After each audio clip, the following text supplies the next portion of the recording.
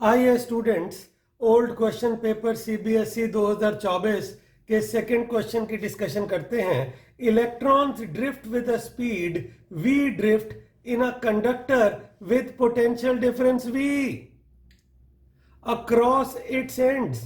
If v is reduced to v by 2, their drift speed will become vd by 2, vd, twice of vd, 4vd. Electrons drift with a speed v drift in a conductor with potential difference v.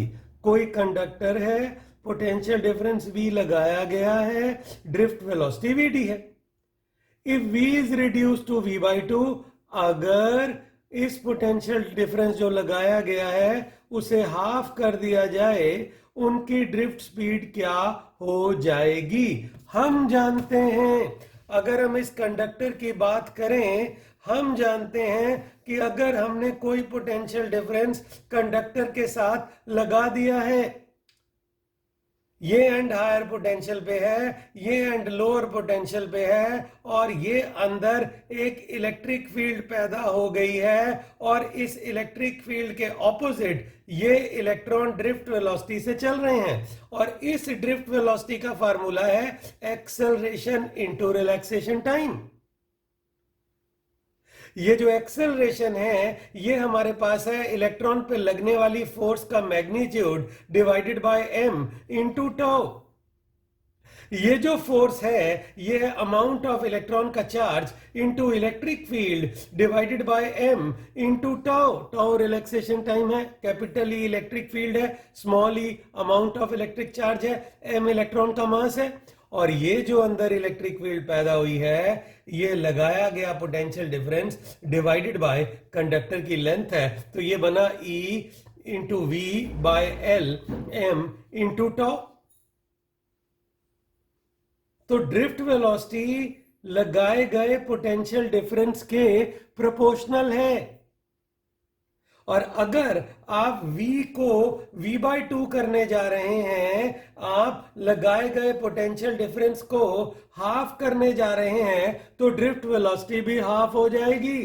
तो अगर हम कहें नई drift velocity क्या होगी, E divided by m, नीचे L, इधर टॉ, नया v हम हाफ ले गए v by 2, तो हमारे पास आ गया हाफ ऑफ ड्रिफ्ट वेलोसिटी जो पहले थी।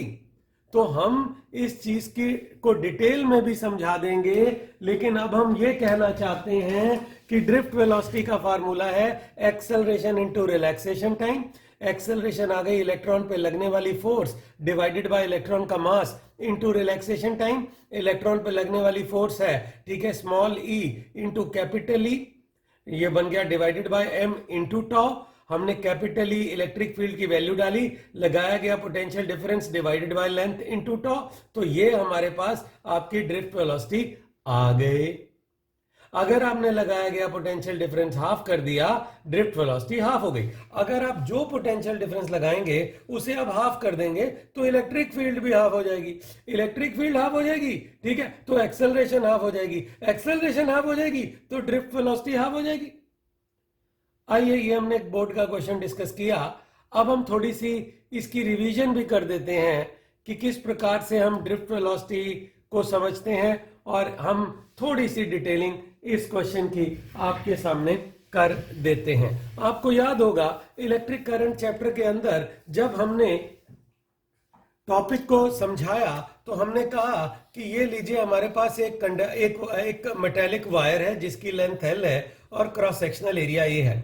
हम पोटेंशियल डिफरेंस इस वायर के अक्रॉस V अप्लाई कर देते हैं, प्लस माइनस V। तो जब हम पोटेंशियल डिफरेंस अप्लाई करते हैं, अंदर एक इलेक्ट्रिक फील्ड पैदा हो जाती है, and this electric field is from higher potential to lower potential. This end of this cell is at higher potential positive, so left end of the wire is at higher potential and right end of the wire is at lower potential. Electric field is from higher potential to lower potential. Electric field higher potential से lower potential create हो जाती है metallic wire के अंदर, हाँ अंदर, metallic wire के अंदर create होती है। अब ये रही हमारे पास इलेक्ट्रिक फील्ड इंटेंसिटी।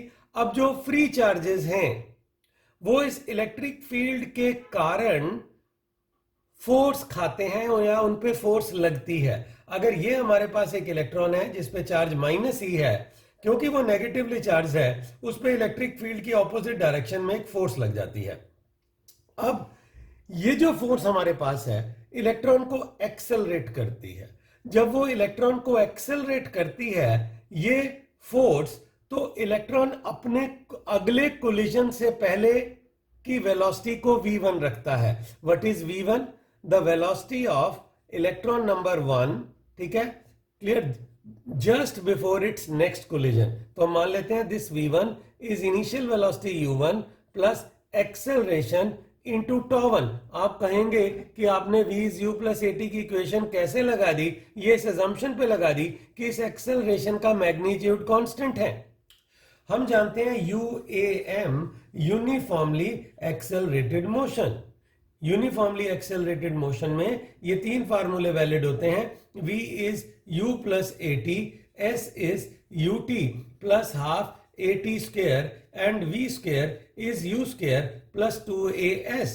सो हम कहना चाहते हैं लगाया गया potential difference constant potential difference है, स्टडी पोटेंशियल डिफरेंस है, जिसकी वजह से अंदर इलेक्ट्रिक फील्ड इंटेंसिटी का मैग्नीट्यूड कांस्टेंट है, और जो एक्सेलरेशन इलेक्ट्रॉन को इलेक्ट्रिक फील्ड की ऑपोजिट डायरेक्शन में मिलेगी उसका मैग्नीट्यूड कांस्टेंट है। तो हमने कहा कि τ1 टाइम के बाद ठीक है, इलेक्ट्रॉन की जो वेलोसिटी है वो है u1 वेक्टर प्लस या u1 vector plus acceleration into τ1, where u1 is the initial velocity of the electron, clear, और where v1 is the velocity of the electron just before next collision, and τ1 is the time gap between two successive collision for electron number 1.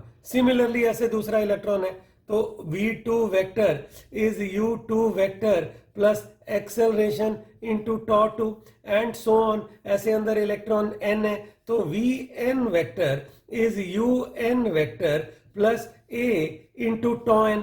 तो अब हम क्या करते हैं, ये पहले electron की नेक्स्ट टक्कर से जस्ट पहले की वेलोसिटी है, ये दूसरे इलेक्ट्रॉन की नेक्स्ट टक्कर से जस्ट पहले की वेलोसिटी है, ये nth इलेक्ट्रॉन की टक्कर से जस्ट पहले की वेलोसिटी है। इन सबको हम एवरेज ले लेते हैं, उसे हम ड्रिफ्ट वेलोसिटी कहते हैं। Your drift velocity is v1 vector plus v2 vector plus v3 vector, चलते जाइए, vn vector whole divided by n। तो हम इनकी वैल्यूज इसमें डाल देते हैं, आपकी ड्रिफ्ट वेलोसिटी आ जाती है u1 vector plus acceleration into τ1, u2 vector plus acceleration into τ2, चलते जाइए, un vector plus acceleration into τn whole divided by n। अब आप देखेंगे आप u1 की टर्म्स को एकत्रित कर लेते हैं, ठीक है, इकट्ठा कर लेते हैं, उन्हें एक साथ आप लिख लेते हैं। तो हमारे पास ड्रिफ्ट वेलोसिटी इस प्रकार से आती है, u1 u2 un को हम एक साथ लिखते हैं u1 प्लस u2 और चलते जाएं un whole divided by n plus acceleration.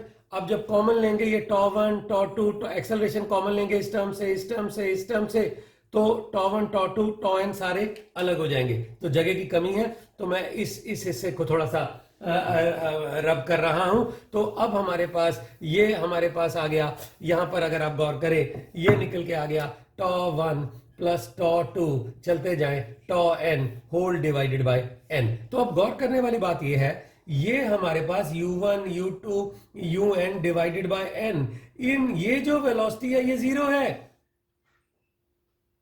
जब हमने पोटेंशियल डिफरेंस नहीं लगाया था, जब हमने पोटेंशियल डिफरेंस नहीं लगाया था, अंदर जिग जैग टाइप की मोशन है इलेक्ट्रॉन्स की, कोई उधर जा रहा है कोई इधर जा रहा है कोई इधर जा रहा है कोई उधर जा रहा है, पर उनकी एवरेज जीरो है। When no potential difference is applied across the wire, the average velocity of all the electrons is zero. This u1 plus u2 plus un divided by n is zero, null vector. तो drift velocity हमारे पास आ जाती है, ये बनता है null vector zero vector plus acceleration into ये सारा। अब ये क्या है, ये पहले इलेक्ट्रॉन की दो टक्करों के बीच का टाइम गैप है, ये दूसरे इलेक्ट्रॉन की दो टक्करों के बीच का टाइम गैप है, ये nth इलेक्ट्रॉन की दो टक्करों के बीच का टाइम गैप है। इन सब को हमने जब ऐड करके n से डिवाइड किया तो हम बोलेंगे average time elapsed between two टक्कर्स फॉर वन इलेक्ट्रॉन या for all the electron. Average आ गई। पहला इलेक्ट्रॉन कहता है मेरी अगली टक्कर tau 1 टाइम के बाद होगी, दूसरा इलेक्ट्रॉन कहता है मेरी अगली टक्कर tau 2 टाइम के बाद होगी, ऐसे ही तीसरा कहता है, चौथा कहता है, nth कहता है। तो हमने कहा भैया ये बताओ आपका एवरेज टाइम गैप टक्करों का कितना है, that is called relaxation time. तो इनटू टाउ, तो what is the drift velocity, acceleration of the electron into relaxation time। जो ड्रिफ्ट वेलोसिटी है वो है एक्सेलरेशन इनटू रिलैक्सेशन टाइम। जो ड्रिफ्ट वेलोसिटी है वो है एक्सेलरेशन इनटू रिलैक्सेशन टाइम। और अभी जो हमने बोर्ड का एमसीक्यू देखा जो अच्छा था, उन्होंने क्या किया, उन्होंने इस पोटेंशियल को हाफ कर दिया, जिसकी वजह से एक्सेलरेशन हाफ हो गई, क्योंकि इलेक्ट्रिक फील्ड इंटेंसिटी हाफ हो गई और ड्रिफ्ट वेलोसिटी हाफ हो गई। आप ये पोटेंशियल डिफरेंस को बदलेंगे, ड्रिफ्ट वेलोसिटी बदली जाएगी। आप पोटेंशियल डिफरेंस को बढ़ा देंगे, इलेक्ट्रिक फील्ड बढ़ जाएगी, एक्सेलरेशन बढ़ जाएगी, ड्रिफ्ट वेलोसिटी बढ़ जाएगी। आप पोटेंशियल डिफरेंस को कम कर देंगे, इलेक्ट्रिक फील्ड कम हो जाएगी, एक्सेलरेशन कम हो जाएगी, ड्रिफ्ट वेलोसिटी कम हो जाएगी। तो 2024 में ओल्ड पेपर में जो सीबीएसई ने क्वेश्चन पूछा, उसने इस वोल्टेज को आधा कर दिया, तो इलेक्ट्रिक फील्ड आधी हो गई, ठीक है, एक्सेलरेशन आधी हो गई और ड्रिफ्ट वेलोसिटी आधी हो गई। Drift velocity is the average velocity of all the electrons when a potential difference is applied. When no potential difference is applied, the average velocity of all the electrons is zero. But as soon as a potential difference is applied, electric field is being created inside the conductor, and due to this electric field, the electron starts drifting. जब electron drift होना शुरू हो गए electric field की opposite direction में, उनकी average velocity को drift velocity कहा जाता है, and this average velocity is acceleration into tau. So the drift velocity is acceleration into tau. काफी डिटेलिंग कर दी। और हम थोड़ा सा अगर सीखना चाहें, अगर हम समझा चुके हैं कि drift velocity acceleration into tau है, रिवीजन क्लास में हम समझा रहे हैं, ज्यादा हम डिटेलिंग नहीं कर रहे हैं, लेकिन ये बोर्ड की प्रिपरेशन है, तो हम अब जान चुके हैं जो ड्रिफ्ट वेलोसिटी है वो एक्सेलरेशन इनटू टाउ है। मैंने मैग्नीट्यूड ड्रिफ्ट वेलोसिटी का लिख दिया है। और हम ये भी जानते हैं ये जो ड्रिफ्ट वेलोसिटी है ये एक्सेलरेशन है small E capital E by m into tau. यहां से हम एक चीज और आपको समझा सकते हैं, मोबिलिटी ऑफ इलेक्ट्रॉन वो होती है drift velocity per unit electric field. What is drift velocity per unit electric field? This is called mobility. एक इलेक्ट्रिक फील्ड के लिए इलेक्ट्रॉन कितनी एवरेज वेलोसिटी रखता है, ई इधर आ गया तो ये बना e by M into tau. काफी डिटेलिंग मैंने कर दी। इसे म्यू कहते हैं इलेक्ट्रॉन की mobility. What is mobility of electron? Its drift velocity per unit electric field। अगर मैं इलेक्ट्रिक फील्ड इधर डिनोमिनेटर में ले आऊं तो E by m into tau. तो कमाल हो गया। अगर मैं नया सवाल बना दूं एक ऐसे ही प्रिपरेशन करते हुए कि ये पोटेंशियल डिफरेंस हमारे पास V है और मैं कह दूं कि मैंने इस V को आधा कर दिया, तो ड्रिफ्ट वेलोसिटी तो आधी हो गई, मोबिलिटी को कुछ नहीं हुआ। Mobility is independent of drift velocity, क्योंकि small E amount of charge है, m इलेक्ट्रॉन का मास है, तो रिलैक्सेशन टाइम है, रिलैक्सेशन टाइम का टेम्परेचर से लेना देना है। If temperature of this conductor is same and इस वोल्टेज को छेड़ा जाता है तो ड्रिफ्ट वेलोसिटी छिड़ जाती है, लेकिन मोबिलिटी नहीं बदलती। चलिए और बोल देते हैं। हमने एक एमसीक्यू सवाल लिया, अब हम उसके फार्मूलों की रिवीजन ही करने लग गए, फार्मूलों की रिवीजन करने लग गए।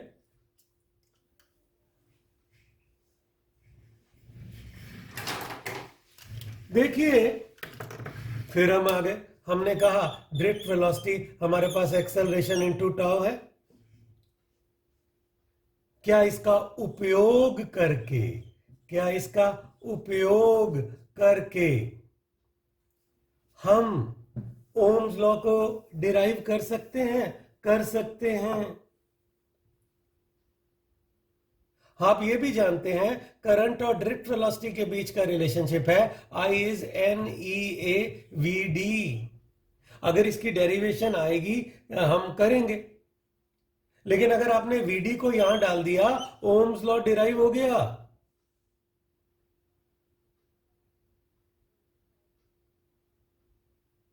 अगर अगर आपने ड्रिफ्ट वेलोसिटी को यहां डाला ओम्स लॉ डिराइव हो गया। कैसे? देखिए, हम जानते हैं I is N E A V d. हम आगे बढ़े, I आ गया N E A V d, v D की जगह डाला A इंटू टॉ। हम आगे गए, I आ गया एन ई ए, एक्सेलरेशन की जगह डाला small E capital E by M into tau. हम आगे गए, I आ गया एन ई स्क्वायर बन गया, ठीक है, A tau by M into electric field. हम आगे गए, आई आ गया N E square A tau divided by M, electric field की जगह लिखा वी बाय एल। ओहो, वी बढ़ाओगे करंट बढ़ जाएगी, वी आई आर बन गया, ओम्स लॉ आ गया। वी को एक साइड पे लिखो, वी को एक तरफ लिख लो, ये आ रहा है N E square A tau by M L, इसे इधर ले जाओ, वी आ गया M L by N E square A tau into I. वाह वाह वाह, वी इज आर आई। ये जो गोलू है ये रेजिस्टेंस है। अरे रेजिस्टेंस आ गई m l divided by N E square a into tau. This is the resistance of the wire whose length is L, whose cross-sectional area is A. M is the mass of electron, tau is the relaxation time, N is number density, number of electrons per unit volume, E is the amount of charge, ml by n e square a tau।